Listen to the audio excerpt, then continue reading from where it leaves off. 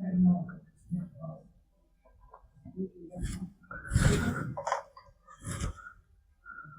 हम दिल्ली सल्तनत को पढ़ेंगे।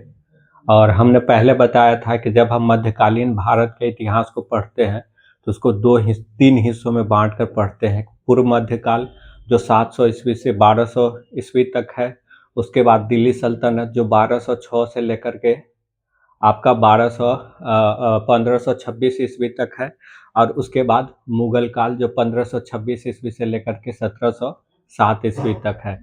तो आज हम दिल्ली सल्तनत को शुरू कर रहे हैं। और दिल्ली सल्तनत में कुल 5 राजवंशों का शासन रहता है: गुलाम वंश, खिलजी वंश, तुगलक वंश, सैयद वंश और लोदी वंश। और ये 5 राजवंश 1206 ईस्वी से लेकर के 1526 ईस्वी तक दिल्ली सल्तनत के ऊपर शासन करते हैं। यहाँ दिल्ली सल्तनत से तात्पर्य है कि सल्तनत से है का मतलब होता है सुल्तान के अधीन का क्षेत्र, यानी वह क्षेत्र जिस पर सुल्तान का शासन हो। और चूंकि ये सब सुल्तान थे और इनके अधीनस्थ क्षेत्र को सल्तनत कहा गया, और चूंकि इनकी सत्ता का जो केंद्र था वो दिल्ली ही था, दिल्ली को केंद्र बना करके इन्होंने शासन किया, तो इसीलिए इस पूरे कालखंड को दिल्ली सल्तनत के नाम से जाना जाता है। और इस दिल्ली सल्तनत में 5 अलग अलग वंशों ने शासन किया था। और इसका जो पहला राजवंश था वो था गुलाम वंश। गुलाम वंश जिसका शासन 1206 ईस्वी से लेकर के और आपका 1290 ईस्वी तक है। गुलाम वंश का शासन 1206 से 1290 ईस्वी तक है। गुलाम वंश का संस्थापक कुतुबुद्दीन ऐबक था, लेकिन गुलाम वंश का वास्तविक संस्थापक इल्तुतमिश को माना जाता है। कुतुबुद्दीन ऐबक ही वो पहला व्यक्ति था जिसने भारत में तुर्क साम्राज्य की स्थापना की। कुतुबुद्दीन ऐबक ने भारत में पहली बार तुर्क साम्राज्य की स्थापना की, तुर्क साम्राज्य की स्थापना की। ये कुतुबुद्दीन ऐबक ये पहला व्यक्ति था जिसने भारत में तुर्क साम्राज्य की स्थापना की, क्योंकि ये सभी लोग तुर्क थे। और तुर्क हमने पहले भी बताया था कि मध्य एशिया की एक जनजाति थी जिसने बाद में इस्लाम को ग्रहण कर लिया था, और फिर उसने एक शक्ति के रूप में उसका उभार हुआ और उसने अपने अपने साम्राज्य का धीरे धीरे विस्तार किया और अलग अलग क्षेत्रों में अपनी शासन सत्ता की स्थापना की।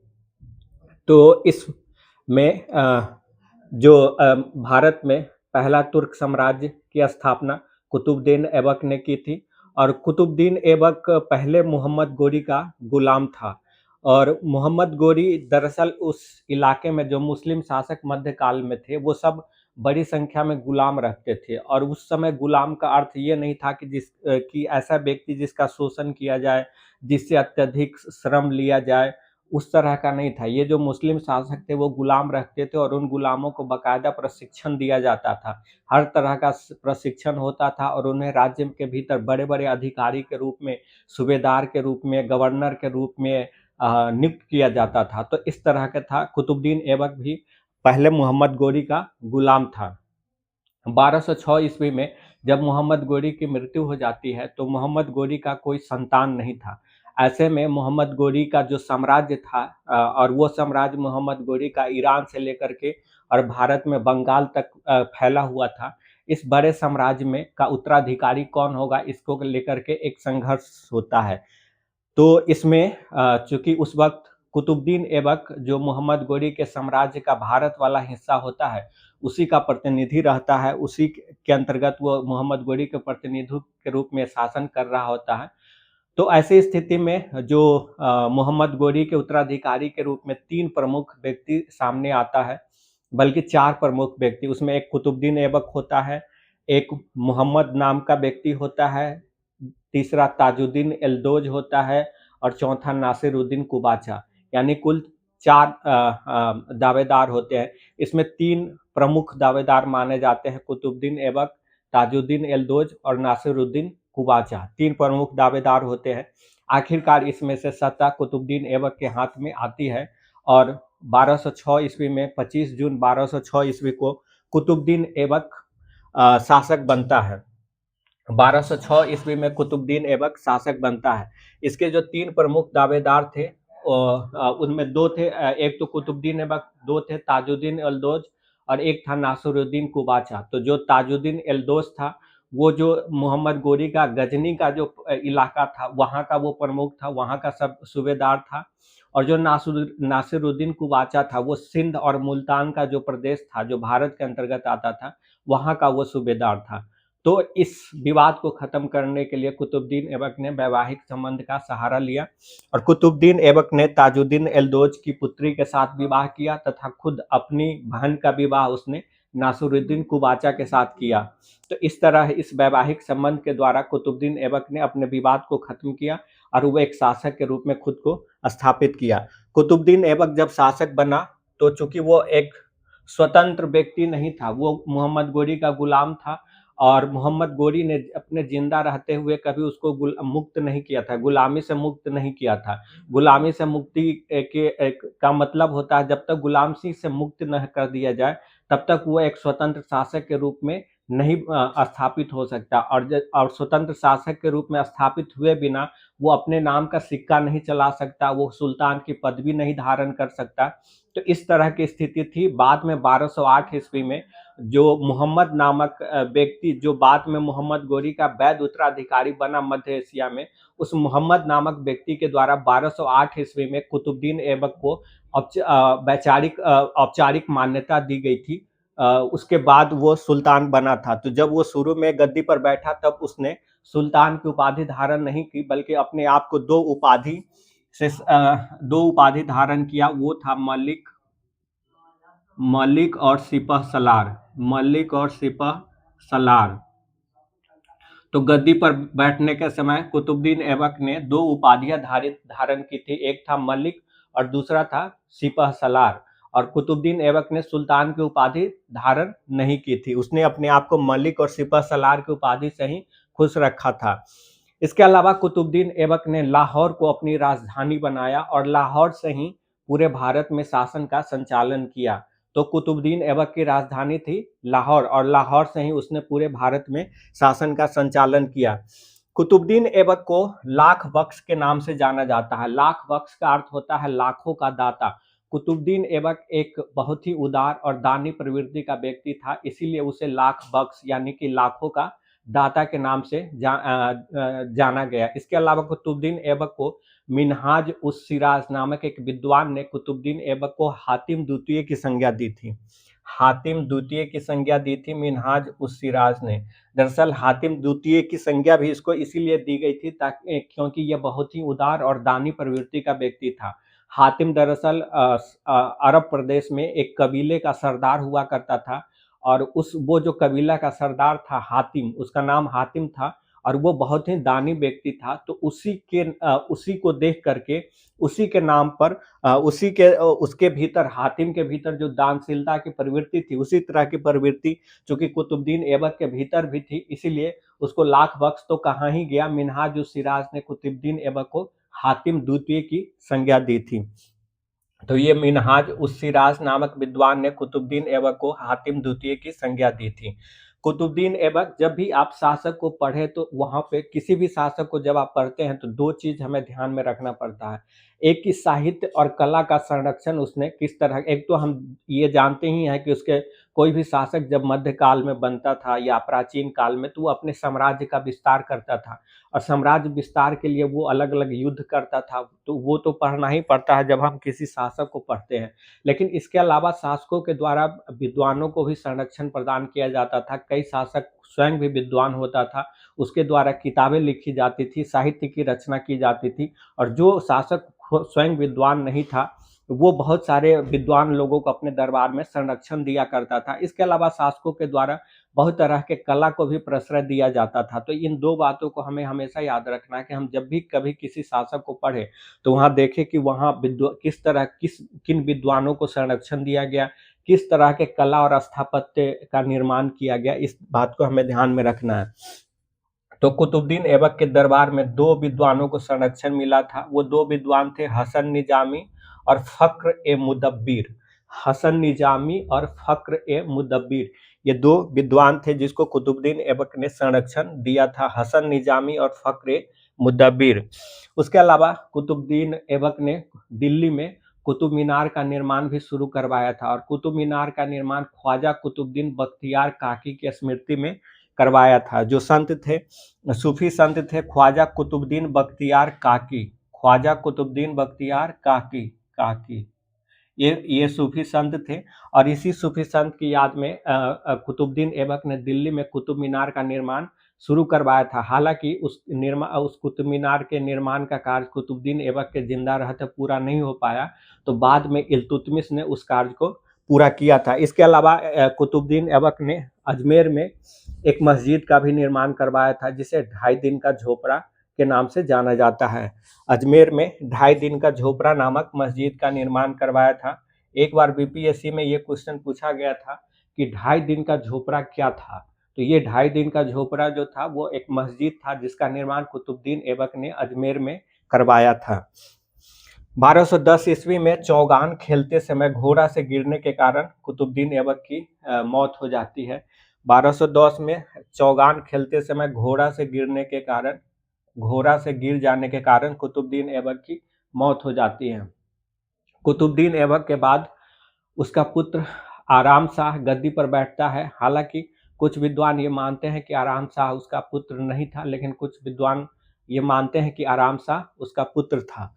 तो कुतुबुद्दीन ऐबक के मृत्यु के बाद आराम शाह गद्दी पर बैठता है।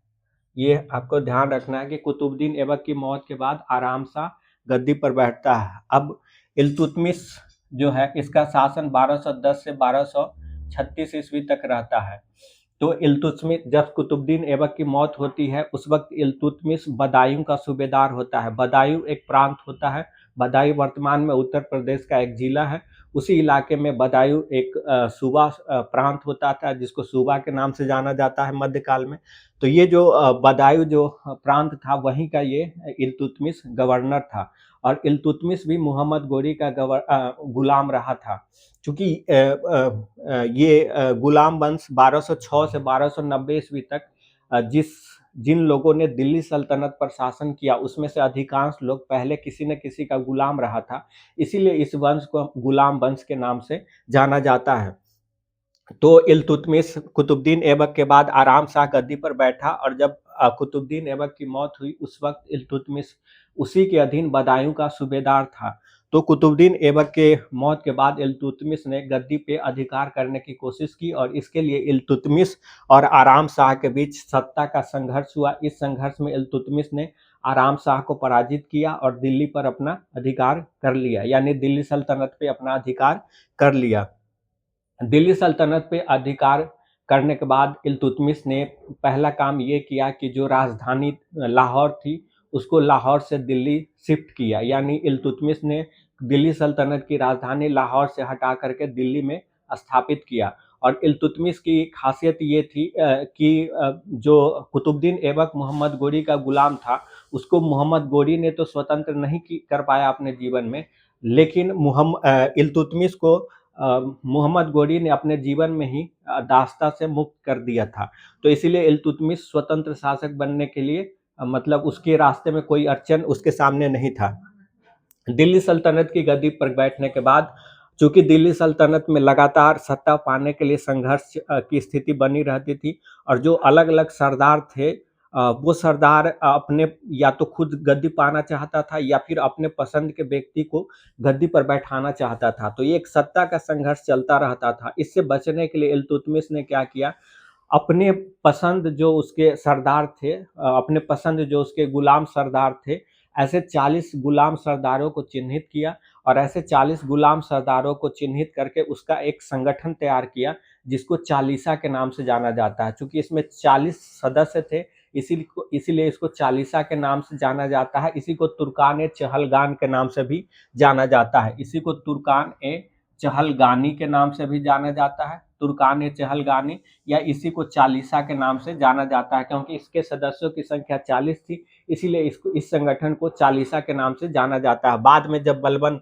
गद्दी पर बैठता है, तब इस चालीसा को भंग कर देता है। लेकिन इस चालीसा या तुर्कान-ए-चहलगानी नाम का जो संगठन था, इसकी स्थापना इल्तुतमिश के द्वारा ही की गई थी। उसने अपने वफादार 40 गुलाम सरदारों को एकत्रित करके एक संगठन बनाया था, और इसका उद्देश्य था कि शासन पर अपनी पकड़ को मजबूत रखना, हर जगह अपनी नज़र रखना।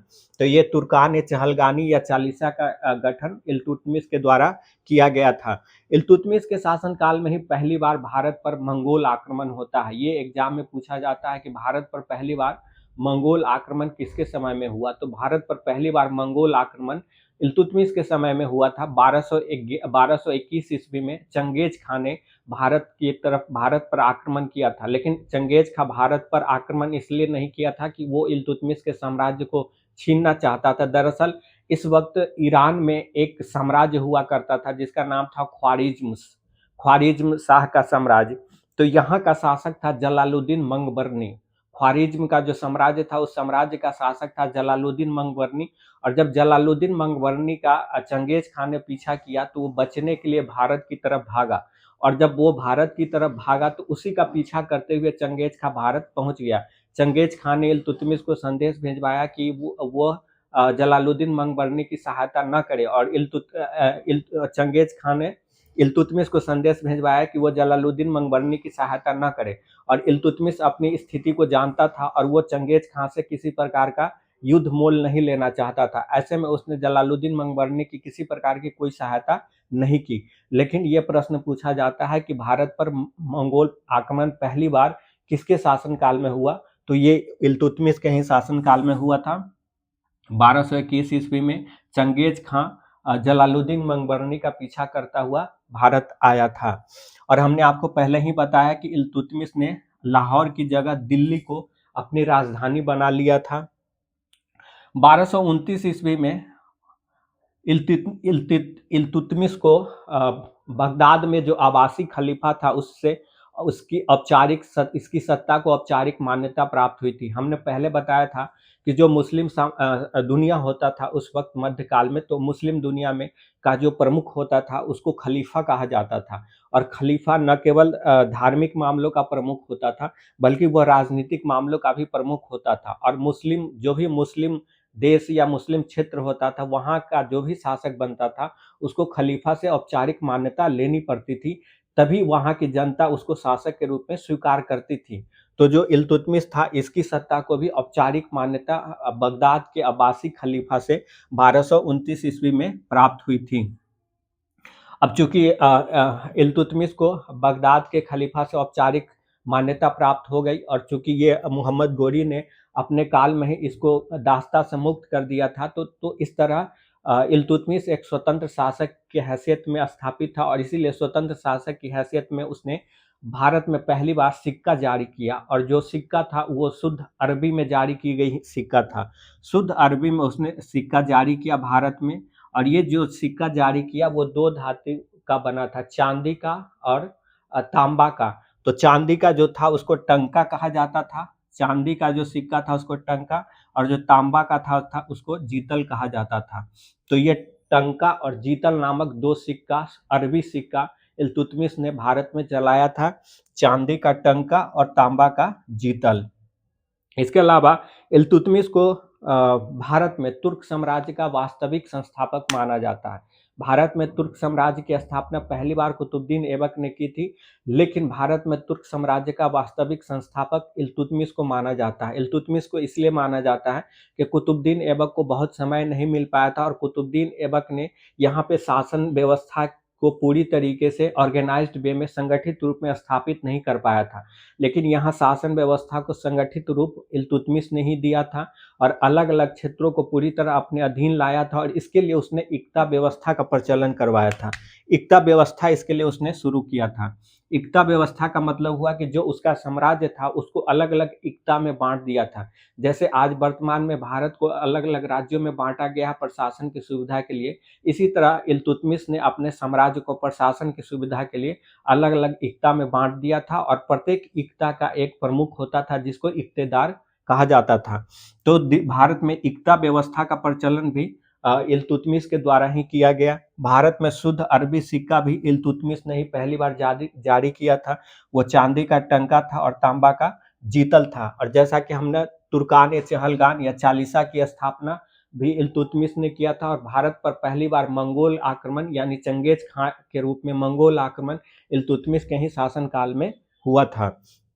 जैसा कि हमने आपको पहले बताया कि जब भी हम किसी शासक को पढ़े तो उसमें ये ध्यान दें कि उस दौरान साहित्यिक या जो पढ़ा लिखाई की जो गतिविधि थी उसके उसमें उसकी क्या रुचि थी, उसमें उसने क्या किया। तो हम अमूमन देखते हैं कि शासकों द्वारा अपने दरबार में कुछ विद्वानों को रखा जाता है, वो उनके सलाहकार के रूप में भी काम करते हैं। तो इस समय इल्तुतमिश ने दो विद्वानों को अपने दरबार में संरक्षण दिया था। उसमें से एक था मिन्हाजुद्दीन सिराज और दूसरा था मलिक ताजुद्दीन। मिन्हाजुद्दीन सिराज और मलिक ताजुद्दीन, ये दो प्रमुख विद्वान थे जिसको इल्तुतमिश ने अपने दरबार में संरक्षण दिया था। और हमने आपको पहले भी बताया कि कुतुब मीनार के निर्माण का कार्य कुतुबुद्दीन ऐबक ने शुरू किया था, लेकिन ये कुतुब निर्माण कार्य पूरा इल्तुतमिश के समय में हुआ था। इल्तुतमिश के समय में कुतुब मीनार का निर्माण कार्य पूरा हुआ था। इल्तुतमिश अपने मौत से पहले ही अपनी पुत्री रजिया सुल्तान को औपचारिक रूप से दिल्ली सल्तनत का शासिका बना दिया था। और उसने सिक्का जो चलवाता था इल्तुतमिश, उस पे उसकी इसकी प्रतीक के रूप में उसने उस पर रजिया का नाम भी अंकित करवा दिया था। लेकिन इसके बावजूद चूंकि रजिया एक महिला थी, तो जो इल्तुतमिश के दरबार में रहने वाले जो सरदार थे बहुत सारे, वो उसको अपने मुखिया के रूप में स्वीकार करने को तैयार नहीं थे। तो रजिया को जो सत्ता मिली थी अपने पिता से, उसके विरुद्ध में उसके जो इल्तुतमिश के जो दरबारी सरदार थे उसने षड्यंत्र किया। और षड्यंत्र करके उसने क्या किया कि इल्तुतमिश का जो बड़ा पुत्र था रुकनुद्दीन फिरोज, रुकनुद्दीन उसका नाम था, उसका बड़ा पुत्र था रुकनुद्दीन उसका बड़ा पुत्र था। तो रुकनुद्दीन को इल्तुतमिश के सरदारों ने षड्यंत्र करके रजिया को गद्दी पर नहीं बैठने दिया और उसकी जगह रुकनुद्दीन को दिल्ली सल्तनत का प्रमुख बना दिया। और रुकनुद्दीन जब गद्दी पर बैठा तब उसने फिरोज शाह के नाम से दिल्ली सल्तनत के शासक बना। फिरोज शाह, तो उसको पूरा नाम रुकनुद्दीन फिरोज शाह है। रुकनुद्दीन फिरोज शाह गद्दी पर बैठा, लेकिन उस पर शासन का संचालन उसकी मां शाह तुर्कान के हाथ में थी। उसकी मां शाह तुर्कान के हाथ में शासन का संचालन था। तो इल्तुतमिश के जो दरबारी थे और जो रूढ़िवादी थे, उसने रजिया को शासक के रूप में स्वीकार तो नहीं किया, और इसीलिए उसने षड्यंत्र करके रुकनुद्दीन फिरोज शाह को गद्दी पर बैठा दिया। और रुकनुद्दीन फिरोज को गद्दी पर बैठाया। लेकिन दिल्ली की जनता ने विद्रोह कर दिया, और दिल्ली की जनता ने विद्रोह करके रजिया सुल्तान को दिल्ली की शासिका बनाया। तो पहली बार शासक बनाने के मामले में दिल्ली की जनता ने हस्तक्षेप किया, और जनता ने अपनी तरफ से रजिया सुल्तान को दिल्ली सल्तनत की गद्दी पर बैठाया। तो इस तरह 1236 ईस्वी में रजिया सुल्तान दिल्ली सल्तनत की गद्दी पर बैठी। और रजिया सुल्तान मध्यकालीन भारत की पहली महिला शासक है। तो रजिया सुल्तान की पहचान मध्यकालीन भारत की पहली महिला शासक के रूप में की जाती है। दिल्ली सल्तनत की गद्दी पर बैठने के बाद रजिया सुल्तान ने जो पर्दा प्रथा था, मतलब मुस्लिम महिलाएं जो पर्दाएं या हिजाब जो रखती है, उसको त्याग दिया। और उसने कुबा मतलब होता है कोट, और कुलाह जिसका मतलब होता है टोपी, तो उसने पुरुषों की तरह कुबा और कुलाह यानी टोपी और कोट धारण किया, और पुरुषों की तरह शासन का संचालन शुरू किया। रजिया सुल्तान ने गद्दी पर बैठने के बाद तबर हिंद, वर्तमान में जो पंजाब का भटिंडा इलाका है, उसी भटिंडे इलाके को पहले उस वक्त में तबर हिंद नाम का एक इक्ता बनाया गया था। तो जो तबर हिंद नाम का इक्ता था, इस इक्ता का इक्तेदार रजिया सुल्तान ने अल्तुनिया को बनाया था। अल्तुनिया नामक एक सरदार था, उसको इसने तबर हिंद का इक्तेदार बनाया अल्तुनिया को। लेकिन 1240 ईस्वी में अल्तुनिया ने विद्रोह कर दिया रजिया सुल्तान के खिलाफ। जब अल्तुनिया ने रजिया सुल्तान के खिलाफ विद्रोह कर दिया, तो उस विद्रोह का दमन करने के लिए रजिया सुल्तान दिल्ली से बाहर भटिंडा की तरफ गई। और जब रजिया सुल्तान दिल्ली में अनुपस्थित थी, तब फिर से सरदारों ने षड्यंत्र किया, और षड्यंत्र करके रजिया सुल्तान की जगह इल्तुतमिश के एक दूसरे पुत्र बहराम शाह को दिल्ली की गद्दी पर बैठा दिया। एक दूसरे पुत्र बहराम शाह को दिल्ली की गद्दी पर फिर से षड्यंत्र करके बैठा दिया। रजिया सुल्तान अल्तुनिया के विद्रोह को दबाने गए, उस विद्रोह को दबाया और फिर उसने अल्तुनिया के साथ विवाह भी कर लिया। अल्तुनिया के साथ विवाह करने के बाद रजिया सुल्तान बहराम साहब का मुकाबला करने के लिए दिल्ली की तरफ आई, लेकिन इस मुकाबले में रजिया सुल्तान मारी जाती है। 13 अक्टूबर 1240 ईस्वी को इस मुकाबले में रजिया सुल्तान की मौत हो जाती है। तो ये हमने दिल्ली सल्तनत में कुतुबुद्दीन ऐबक, इल्तुतमिश, रजिया सुल्तान देखा। अब इसके आगे हम बलबन को देखते हैं।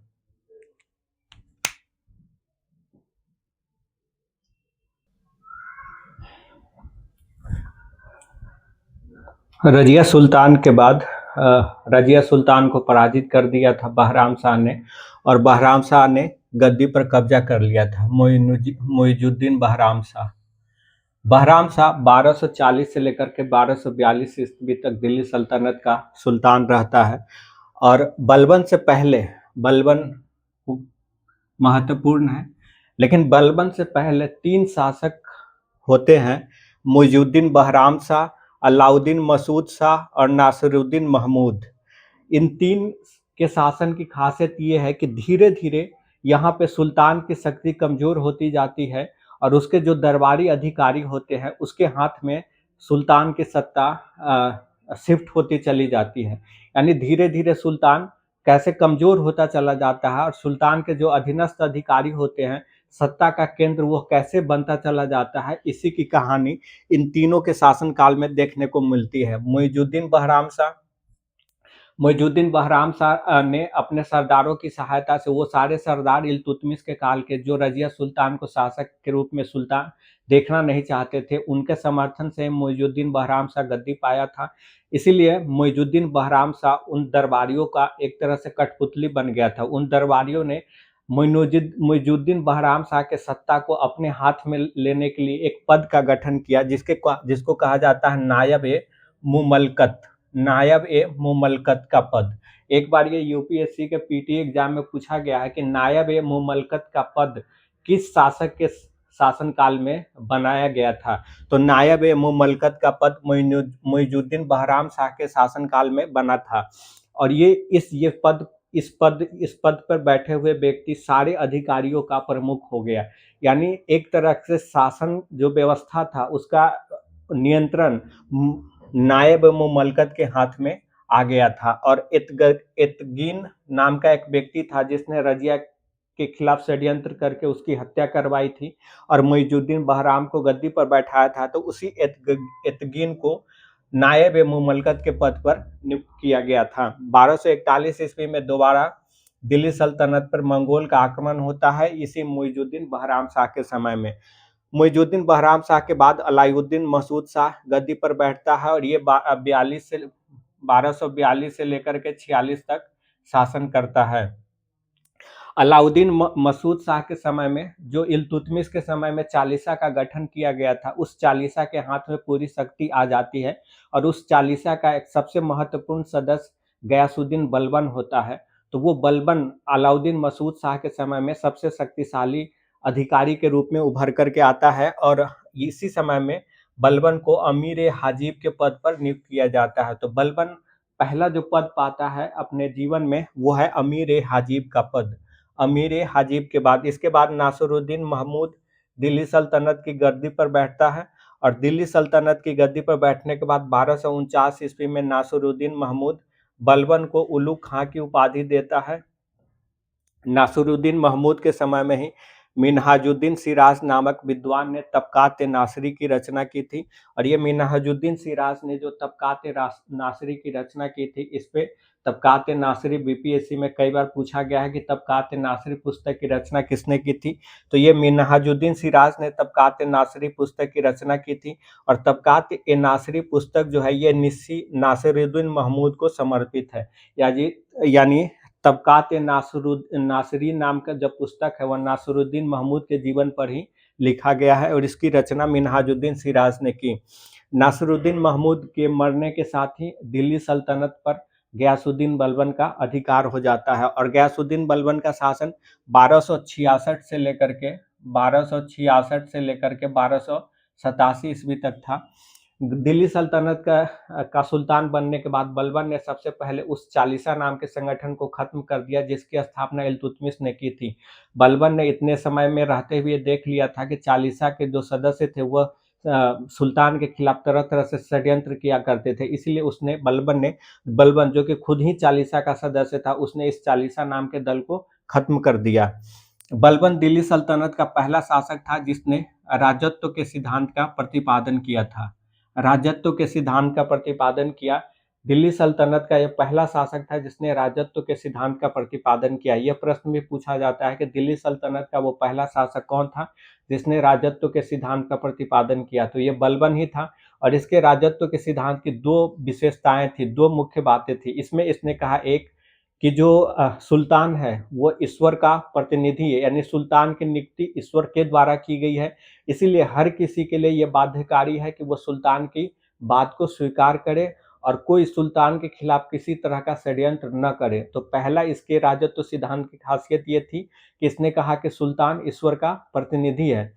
दूसरा, इसने कहा कि सुल्तान का निरंकुश होना आवश्यक है, यानी कि सुल्तान का अपने अधिकारियों को कठोर नियंत्रण में रखना ये आवश्यक है। तो ये दो राजत्व सिद्धांत का प्रतिपादन किया था। इससे आप समझ गए होंगे कि बलबन ने पहले की जो स्थिति देखी थी, सुल्तानों के खिलाफ जिस तरह से विद्रोह और बगावत हो रहे थे, उसको देख करके ही बलबन ने इस राजत्व सिद्धांत का प्रतिपादन किया और जिसमें उसने ये कहा कि जो सुल्तान होता है वो ईश्वर के द्वारा नियुक्त होता है, ईश्वर का प्रतिनिधि होता है और इसीलिए हर किसी के लिए बाध्यकारी है कि वो सुल्तान की बात को स्वीकार करे। दूसरा, उसने कहा कि सुल्तान का निरंकुश होना आवश्यक है और अपनी सत्ता को स्थापित करने के लिए बलबन ने अपने आप को आफरासियाब का वंशज घोषित किया। आफरासियाब ईरान का एक प्रसिद्ध शासक था। इसने खुद और इसकी मुस्लिम जगत में बहुत ही प्रतिष्ठा थी, इसीलिए इसने खुद को आफरासियाब का वंशज घोषित किया और ईरान के बहुत सारे रीति रिवाज को अपने दरबार में लागू किया। जैसे ईरानी उत्सव होता था नौरोज,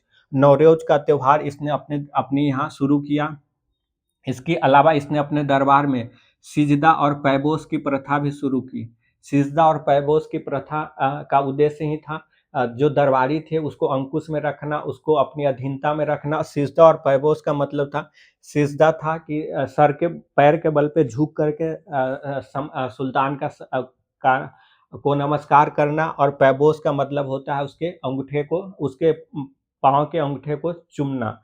तो ये सिजदा और पैबोस की प्रथा बलबन ने शुरू की थी। इसके अलावा जो दरबारी षड्यंत्र किया करते थे, इसके उस षड्यंत्रों पर नजर रखने के लिए इसने एक गुप्तचर विभाग का गठन किया था। बलबन ने एक गुप्तचर विभाग का गठन किया था।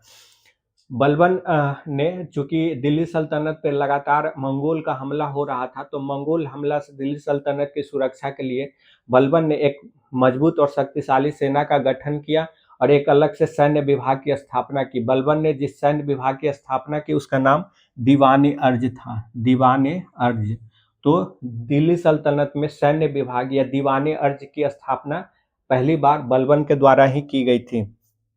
बलबन ने अधिकारियों को नगद वेतन देने की प्रथा शुरू की। ने दिल्ली सल्तनत का पहला शासक था बलबन जिसने अपने अधिकारियों को नगद वेतन देने की प्रथा शुरू की। बलबन के समय में ही 1279 ईस्वी में तुगरिल खान का विद्रोह हुआ था। तुगरिल खान बंगाल का सूबेदार था और उसने बलबन के खिलाफ विद्रोह करके खुद को एक स्वतंत्र शासक के रूप में स्थापित कर लिया था और अपने नाम से सिक्का भी जारी कर लिया था। तो इस विद्रोह को बलबन ने ही दबाया था। तुगरिल खां का विद्रोह 1279 ईस्वी में हुआ था। ये क्वेश्चन भी बीपीएससी में 67 या 68 बीपीएससी में पूछा गया है कि तुगरिल खां का विद्रोह किसके शासनकाल में हुआ था, तो ये बलबन के शासनकाल में हुआ था।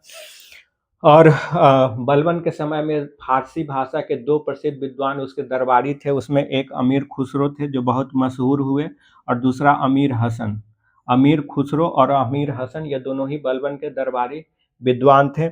बलबन ने ईरानी रीति रिवाज परंपरा को अपनाया था, अपने दरबार में बढ़ावा दिया था, तो उसने अपने पुत्रों का नाम भी ईरानी परंपरा के आधार पर ही रखा था।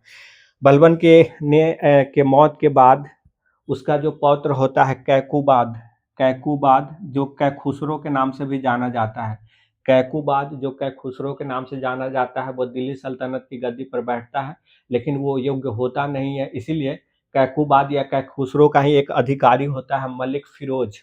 मलिक फिरोज एक अधिकारी होता है इसी का, मलिक फिरोज।